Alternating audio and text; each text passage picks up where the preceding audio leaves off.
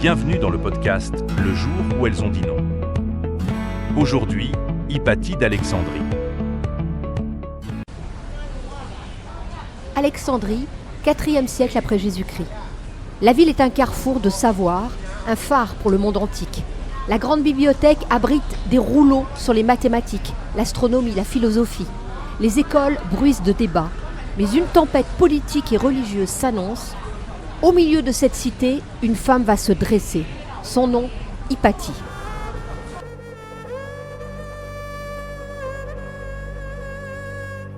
Elle est née vers 370 après Jésus-Christ. Elle est la fille de Théon, un mathématicien respecté. Très jeune, elle étudie les mathématiques et l'astronomie avec son père. Elle apprend à observer le ciel, calculer les positions des planètes, comprendre les équations et les théories. Dans un monde où les femmes sont confinées au foyer, Hypatie refuse le rôle qu'on lui impose. Elle ouvre une école à Alexandrie. Des disciples viennent de toute la Méditerranée pour apprendre d'elle.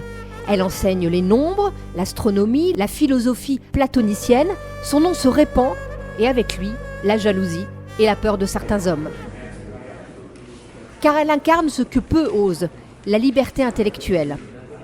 Alexandrie est instable. Les tensions entre chrétiens et païens s'intensifient, les autorités politiques sont divisées.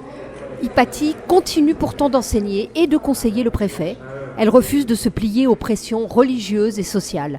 Elle dit non à l'obscurantisme, non au silence imposé aux femmes.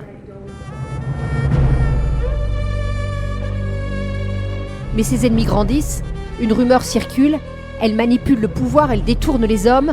Les prêtres la détestent, les factions politiques la craignent, et pourtant, elle persiste, elle continue d'enseigner, elle continue d'écrire. En mars 415, une foule se forme, elle attaque Hypatie alors qu'elle se rend à son école. Des hommes armés la saisissent, l'emmènent dans une église, elle refuse de se défendre en reniant ses convictions, et ils la tuent, brutalement. Son corps est déchiré, dispersé, mais son nom reste intact.